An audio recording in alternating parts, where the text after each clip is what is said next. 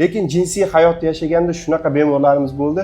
Oyoq ignaga qo'y so'yib beraman deb yoki taklif qilib, osh olib kelib, hattoki bizni xursand qilib ketgan patsientlarimiz ham juda ko'p bemorlarimiz. Men mana shu 6 yildan beri qiynalib, bir 7-8 joyga bordim. Toza o'zi dunyodan to'yib bo'ldim men. Amaki, mana 3 kun oldin sizga penil implant qo'ydirdik. Siz necha yildan beri jinsiy zaiflikda qiynalyapsiz? Men 6 yildan beri shu jinsiy zaiflikda qiynalib kelyapman. Bormagan joyim qolmadi. Oxiri Instagram orqali mana sizni topdim. Keldim.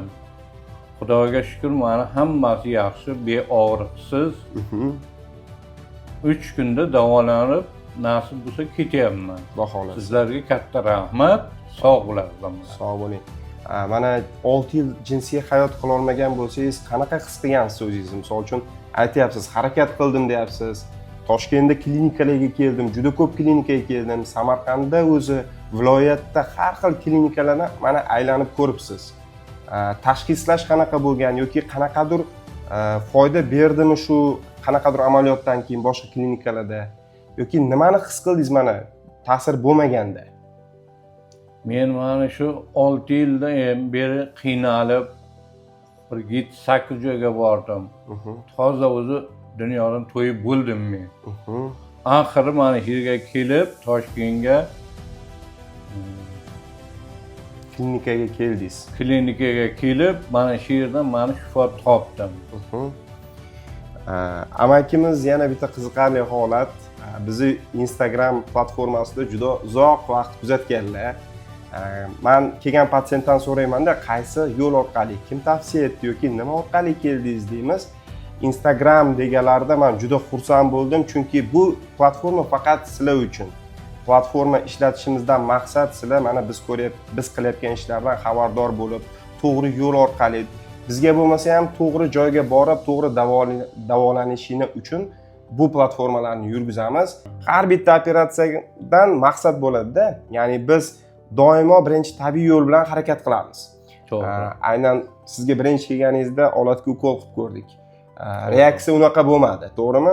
Lekin sizda bo'ldi, xuddi zo'r tuyuldi. Lekin biz aynan Unema shkalasi bo'yicha buni 2 baholadik va sizga ko'rsatma borligini aytdik va penil implantlash amaliyotini qildik. Mana hozir qand miqdorini normada ushlab turamiz endi bu yoqqa. Amakiga ham hozir tushuntirib turdim, kechki reabilitatsiya bizda eng muhim jarayon. Ya'ni operatsiya 1 soat davom etadi. Operatsiyadan keyin bemor 3-4 soatda bemalol yuradi, lekin eng muhim joyi operatsiyadan keyin reabilitatsiya. Ya'ni aloqa qilish mumkin emas bir oy.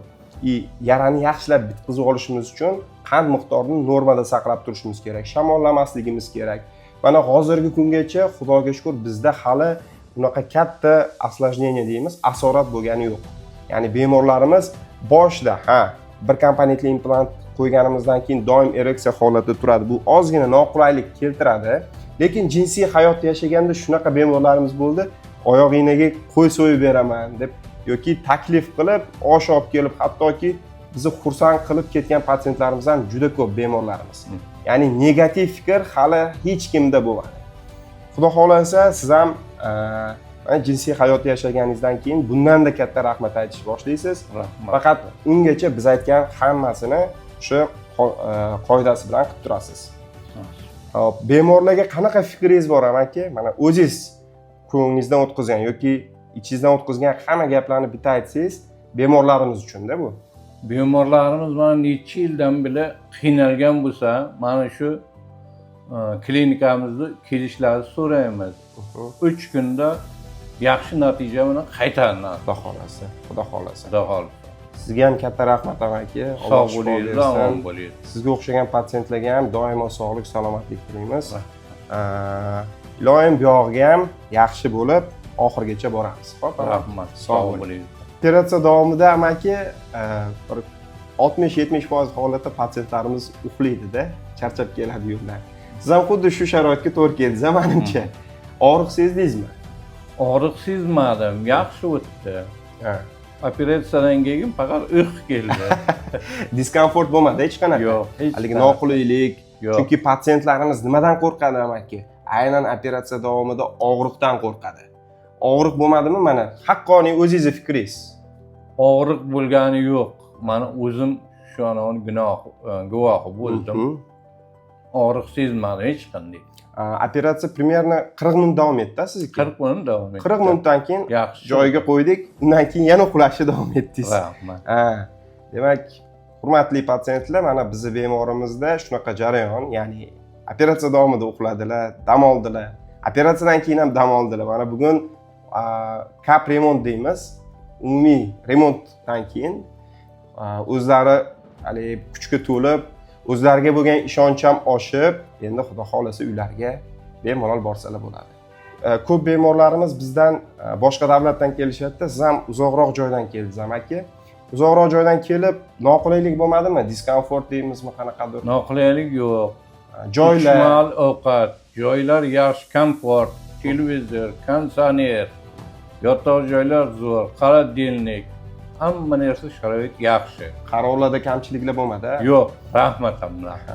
Hurmatli kuzatuvchilar, mana patsientimiz bilan suhbatni yakunladik. O'zingni eshitdinglar, amaliyot og'riqsiz bo'ladi, hech qanaqa bezovtachilik bo'lmaydi. Komfortli zonada xudo xolasa operatsiya bo'lib, bemalol uylarga javob beramiz. Bu bemorimiz bitta patsientimizdan o'tib, bu amaliyotni biz kuniga bitta ikkita qilamiz, ya'ni har kuni bizda bunaqa amaliyot bor. Mana hozir ko'rib turishingiz mumkin, bu 2 oy davomida qo'ygan implantlarimiz hammasi bo'sh, hammasini ishlatilgan уже. Ya'ni aytmoqchi bo'lganim, qayerda shunaqa amaliyot o'tamoqchi bo'lsangiz ham ekspertlarga ishoninglar faqatgina. Ya'ni har doim qo'yib yurgan, ya'ni qiyin situatsiyada ham shu jarayondan chiqib keta oladigan insonlarga qo'ydiringlar. Sababi bu juda ham nozik operatsiya, o'ziga yarasha nyuanslari bor. Agarda sizlarda jinsiy zaiflik bilan bog'liq muammolar kuzatilayotgan bo'lsa, unda quyidagi raqamlarga bemalol aloqaga chiqinglar. Amaliyot haqida batafsil ma'lumot berib o'tiladi. Nimaiki qiziqtirayotgan savollaringiz bo'lsa, inshaalloh hammasiga javob olasizlar. Sog' bo'linglar, salomat bo'linglar.